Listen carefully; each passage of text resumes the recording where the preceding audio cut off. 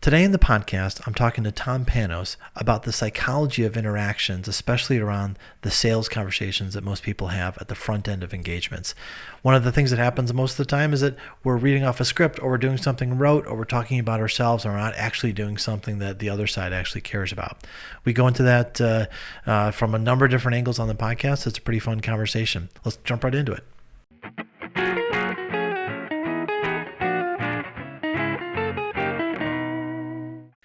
Tom Panos, welcome to the Superpowered Podcast. Good to have you today.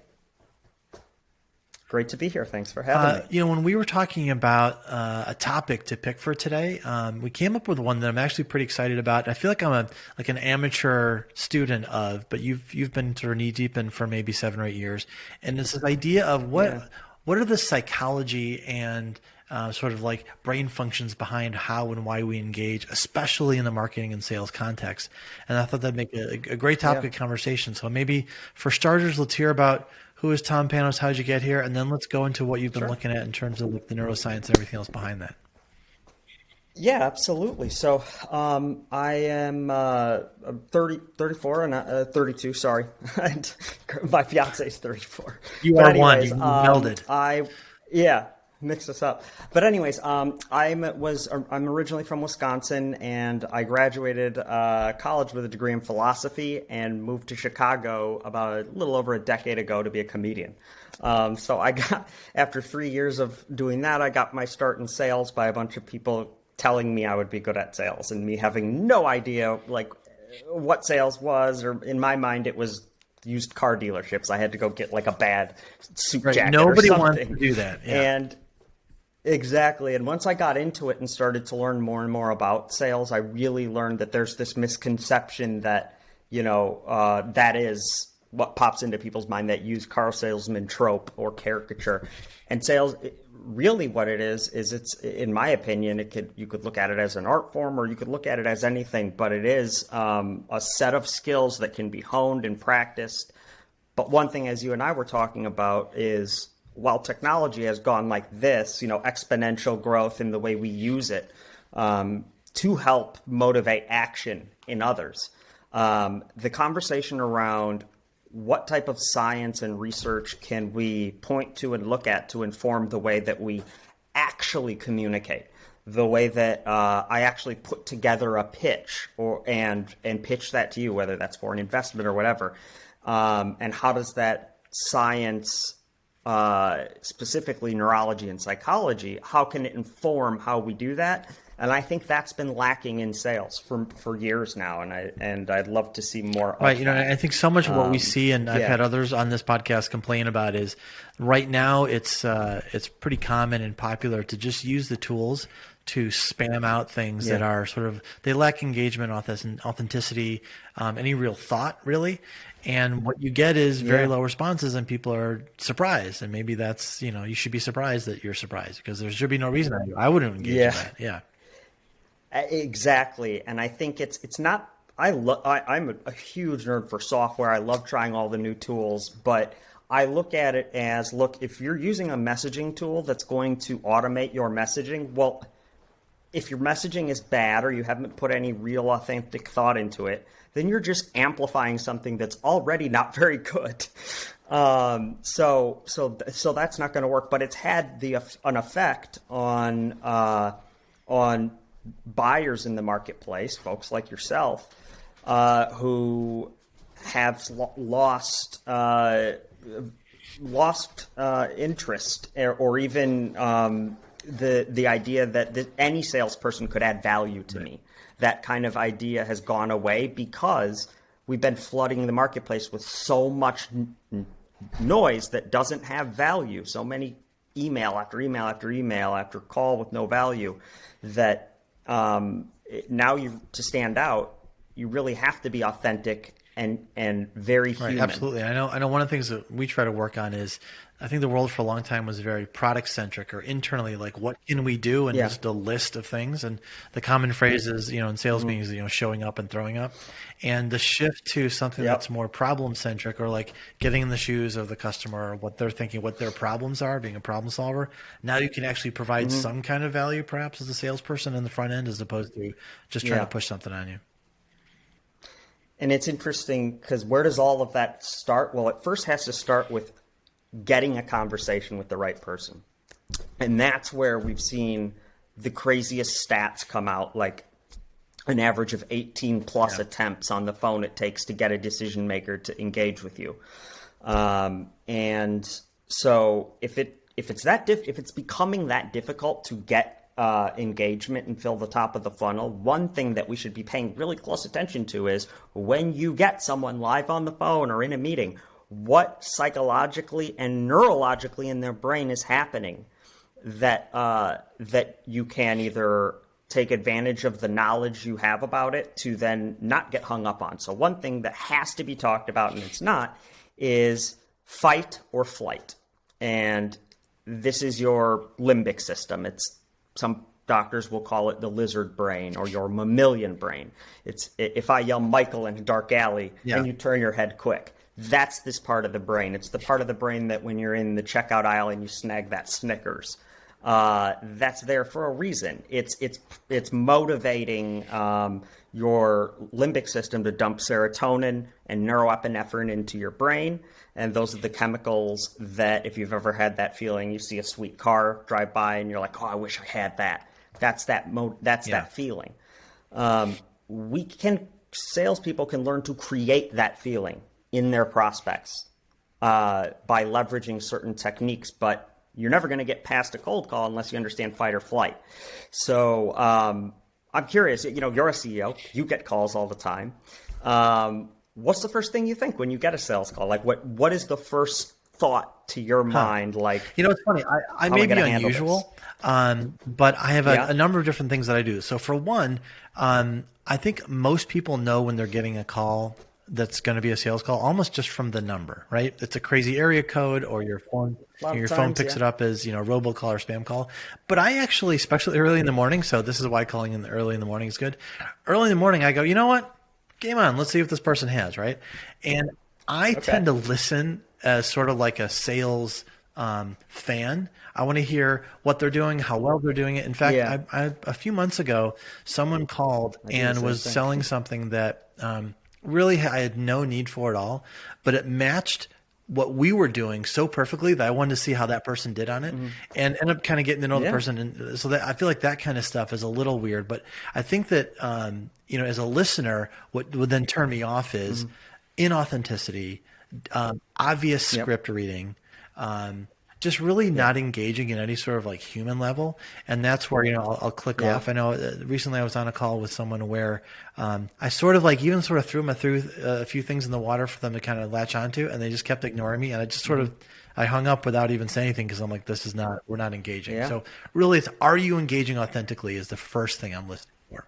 Yeah, that's so key. And it goes back to my training in improv for comedy. It's the one thing you learn in improv is active listening. You have to get very, very good at that. And I say to salespeople who are new, if you do anything, you can mess up everything. The one thing that will help you better than anything is listen to what the human being you're talking to, listen to the words that came out of their mouth, respond to those words. I know you've got a plan.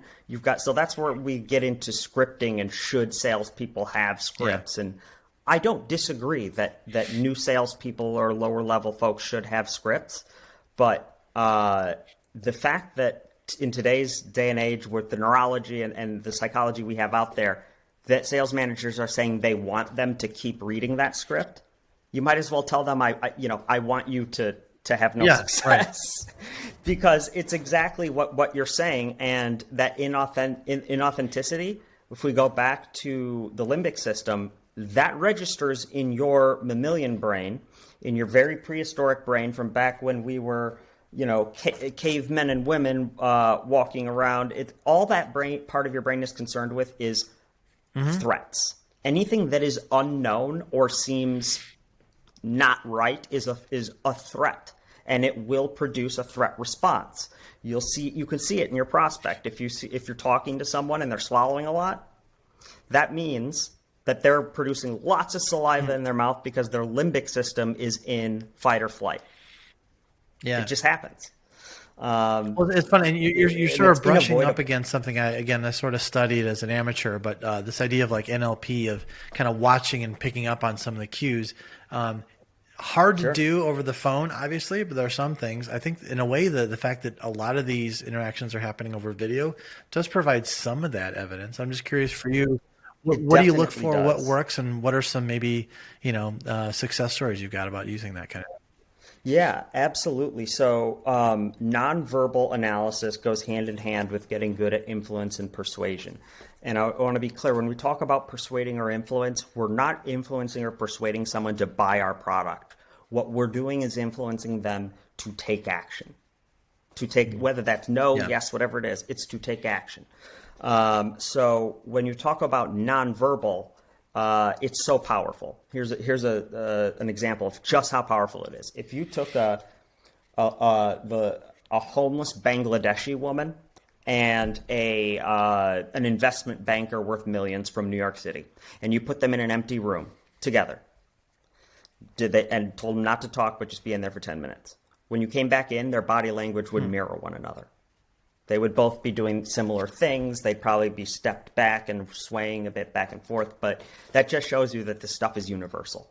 So one of the things I look for is hemispheres. Every human being has hemispheres when it comes to time and good and bad. So if I'm talking about, boy, we would love to start this digital transformation initiative, it's just, we're looking at next year. By me gesturing this way, that tells you that this is my future hemisphere. This is how I'm going to do this every time I gesture to the future, and then this will be my back hemisphere. As the persuader, you want to match that.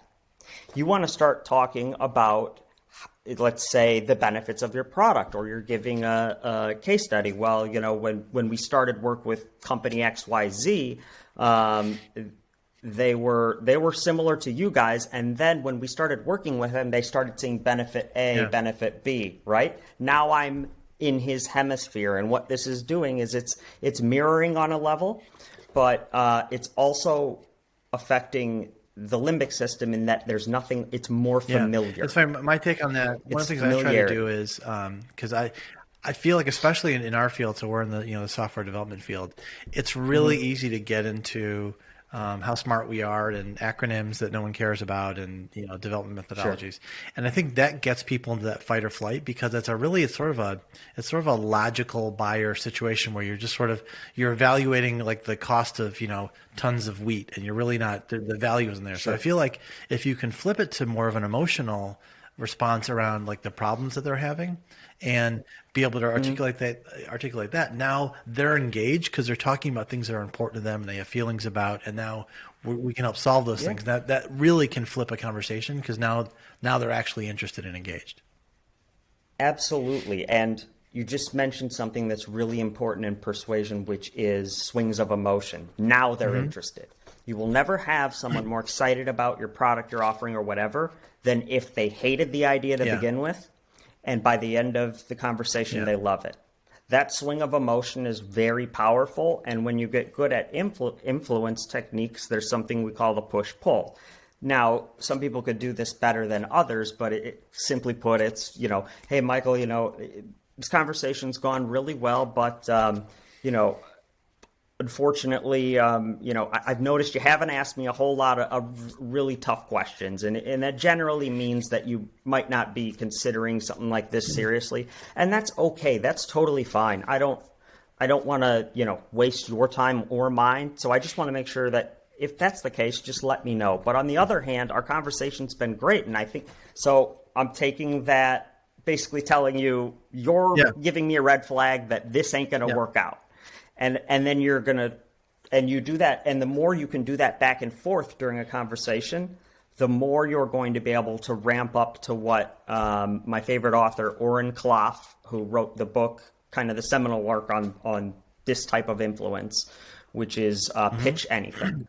And it deals in neuroeconomics. That's kind of the Yeah. concept he studied for the 10,000 hours. And it's how does your brain make a decision when there's a financial element included? and it's much You just different. did something that I really like that I try to do too, which is that in sort of like saying that, you haven't asked me a lot of questions. Maybe you're not serious about this.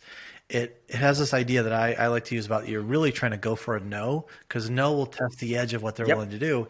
And if you push them a little past that line, they'll pull it back and say, "Oh no, we're interested." And all of a sudden, they're pitching Yep. you because they feel like now you're the one that's getting disengaged. And I think it's not No. manipulative. It's just sort of you're really trying to find what the edges are and just be truthful and really trying to figure out the solution for both of you as quickly as possible and not waste everyone's time.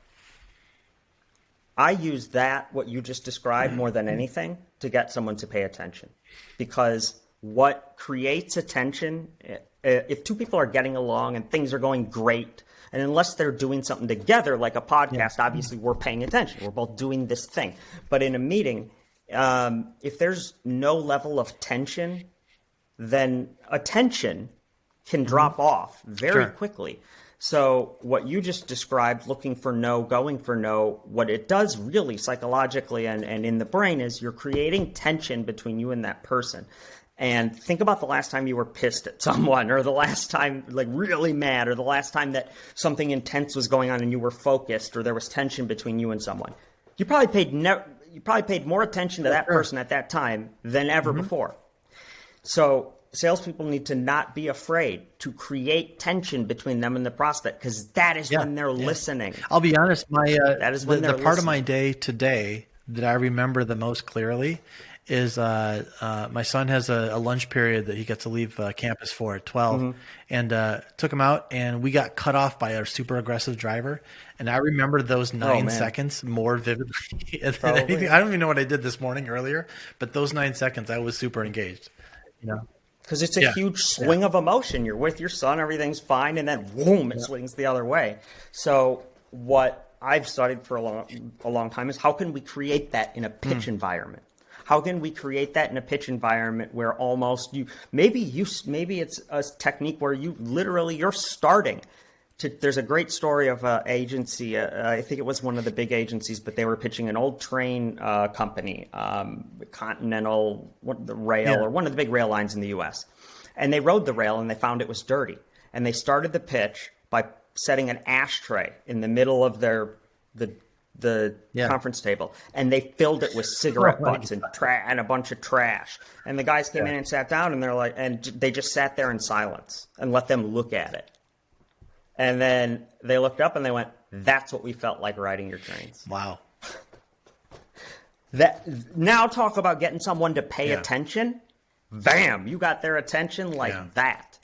And that's when you can come back in and deliver your pitch to someone who is so laser focused on what you're doing.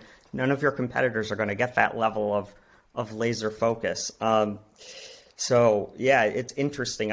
I'm often curious how it could translate to more the marketing side of things. So if we look at how now the video marketing, for example, is getting huge.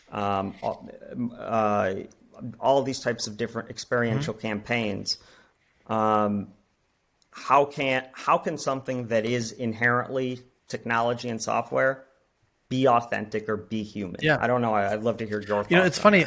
We've started to use the video emails as well, and I think largely because it's a way to show some of that underlying body language stuff that doesn't come across in other media, and just get some sprinkle of humanity. In fact, one of the things I've been sort of studying is what are the most effective 50 millisecond little GIFs that usually kind of appear at the front of those videos. And I've noticed a lot of the platforms, the one that they use to get you to do it is a little wave. And so if you see like a pretty common trope is that the first thing people do is this, what we've started doing is you do this and you write the person's name on like a whiteboard, and it shows That's smart. we really did this for you. This isn't like a mass market kind of thing, and it's just one of those like you said limbic system responses. You can kind of tell in whatever that is, a couple hundred milliseconds. Is this real? Is this valuable? Yep. And that's been significantly more effective because there's so much noise. That's the problem. There's so much noise. Yeah. I think it's familiarity. I think it's so there's something with familiarity in humans where if we can make something familiar, That will shut down all fight or flight. There's a famous industrial designer. His name was Raymond Loewy. I don't know if you're familiar with him, but they say he designed the 21st century, from the Studebaker to the Amtrak trains, Air Force One, I think potentially the Coca-Cola logo, but plenty of others. A genius. And he had this philosophy called Maya. And it's a software program now, I think, for industrial designers. But Maya stands for most advanced yet acceptable. And that was his formula for making a hit product or a hit anything. It has, because humans, we are attracted to the shiny new technology. Right, but it has to right? be still just recognizable enough, and yet also a little bit on riding that razor's edge. So, I've read a little bit about it. Yeah, exactly. So the formula really is, how can you get something that is super advanced and going to pull on that string of the person that loves the shiny new object, the new technology, but at the same time make it extremely familiar to them. So it doesn't have that barrier of, I have no idea how to use this, I'm out. And you can do that through a pitch, through the way that it's structured as an example.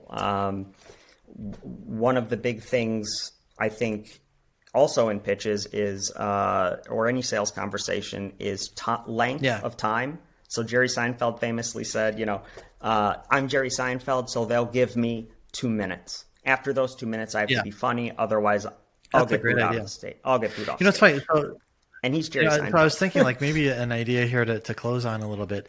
You've used a phrase that we all know a lot today, and so I'm going to put you on the spot a little bit.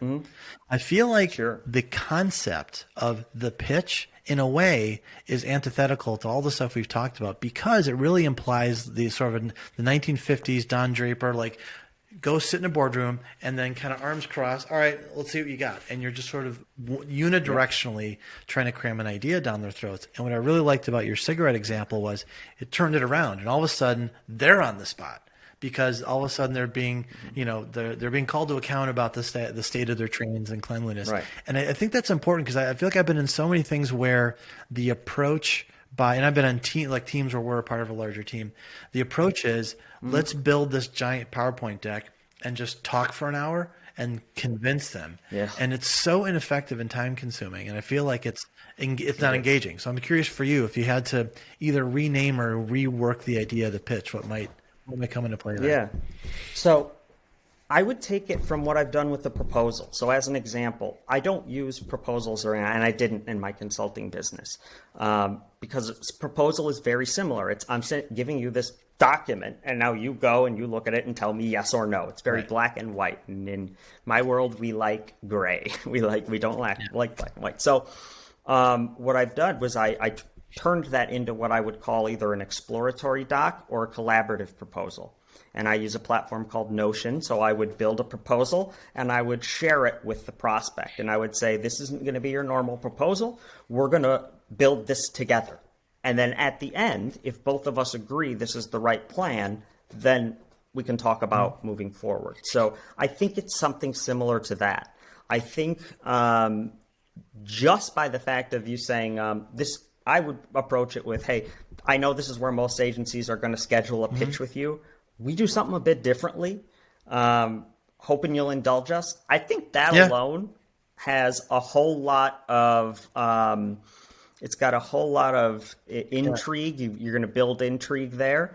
And just by saying that, you're going to also spark curiosity. One of the things I like to do in those moments are, whenever there's something that's sort of rote that we're all used to doing a million times over and over again, I like to compare it with the alternative and put them on the spot to either pick the boring old way or the new better way. And it goes something like, hey, so listen, to your point, at this point, a lot of agencies are going to drag out the old pro forma proposal. They're going to go through 100 slides of case studies and kind of make you watch their song and dance. Or we could do something a little more collaborative. And even if you don't pick us, you're going to get something out of it by doing something together and working through this together. Which one would you want to do?